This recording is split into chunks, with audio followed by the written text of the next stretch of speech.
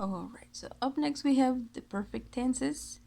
The past form, the present form, and the future perfect forms are the same in terms of structure. Yes, in the examples we can see that they are the same structure. So we have I have heard that song, which is subject, auxiliary, participle, and object. This is the present perfect form. Now over here I had heard that song. Same sentence. The difference is it's in the past. And finally we have I will have heard that song, which is in the future. I use an auxiliary will, but the structure is the same. Notice? So perfect tenses are subject, auxiliary have or has in the present, participle verb, and object. I can have a complement too and tell how many times I've heard that song, no? Okay. So I had heard that song. I is the subject. Had is my auxiliary.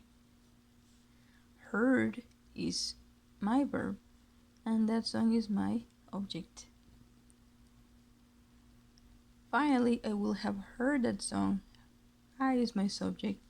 Will work as an combined auxiliary. Participle verb, object. Easy.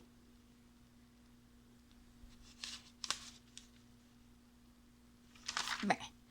Okay, so when we change this to passive voice, we follow the same rules as the modal passive. Yes, we have the structure in the active voice. We have subject, auxiliary, verb, and object. So the rule says that the object moves to the beginning.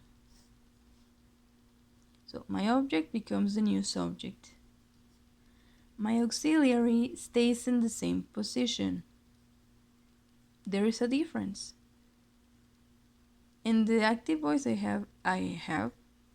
In the passive I have the auxiliary has. Why? Why is that? Do you know? Of course you do. Yes. So remember that the auxiliary have and the auxiliary has depend on the subject. If you have these guys,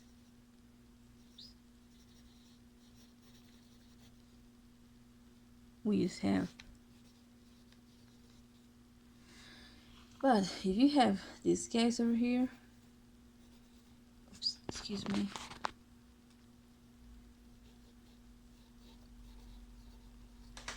We use auxiliary has. So in this case, I is my subject, so I use the auxiliary have. In this case, that song is a thing, so we use has. Right? Remember to respect the subject and the number. So that song has system position. We include an auxiliary be. In this case, the auxiliary be I need is an auxiliary be in the participle.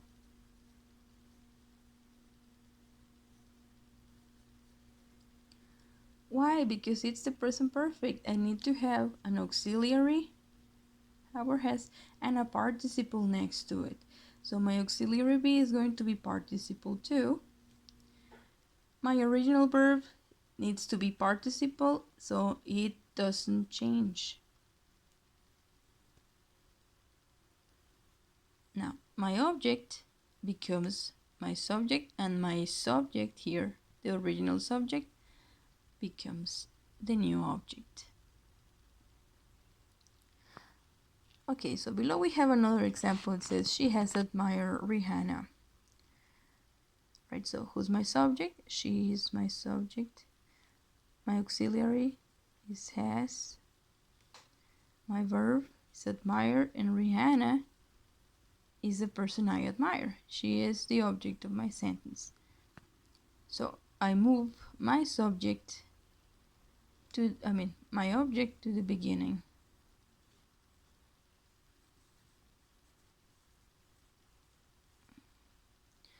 Rihanna is a she, so I need to have a has.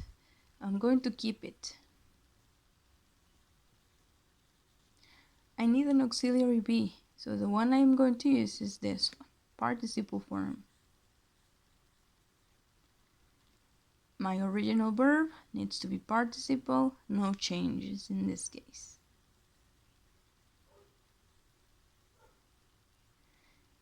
My original subject becomes my new object.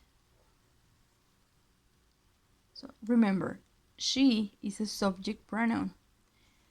An object pronoun needs to be here. So what is the subject pronoun form? She. What is the object pronoun form of she? Her. So Rihanna has been admired by her. By you, students? Do you like her? I think she's very cool. Okay, so we have more examples over here. The first one says, they have eaten beans for 2 days. Lucky people. We have heard many rumors, second example. And the third, Lupita will have finished her project. So, first example, the subject is they, auxiliary have,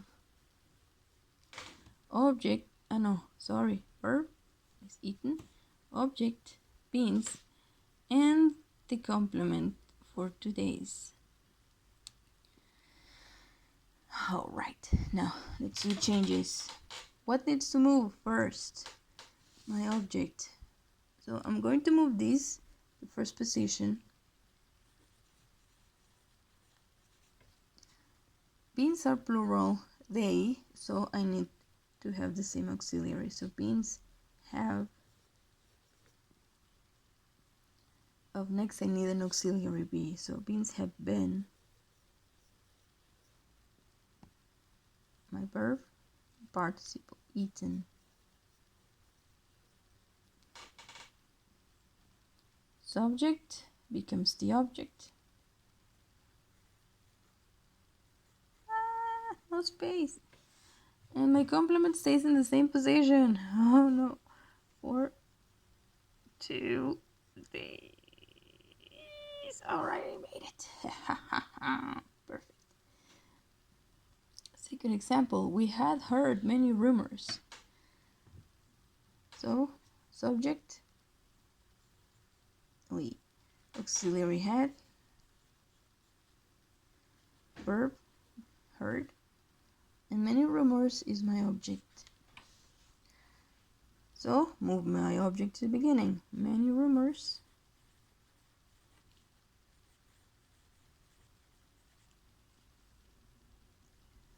Auxiliary, it's in the past, so no changes. It stays the same in all cases. Auxiliary be in the participle because they have a had, so have been. Participle verb, heard. And we move this subject to the object position. I need the equivalent to we in object pronoun form.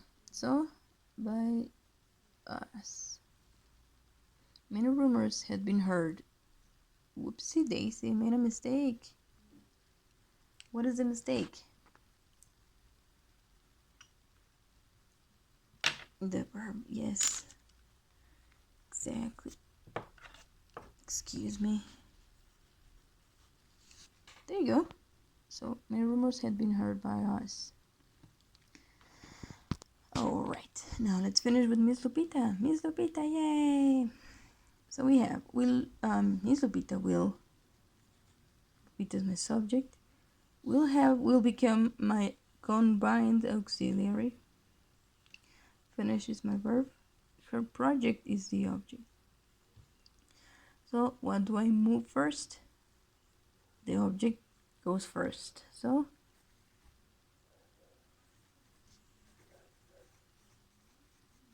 okay, so we don't normally start like this because we have the name of the person. So we're going to do it correctly.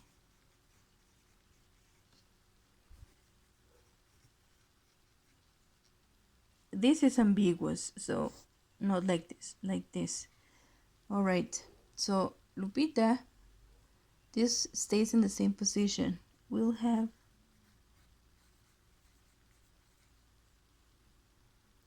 Lupita's project will have an auxiliary be in the participle.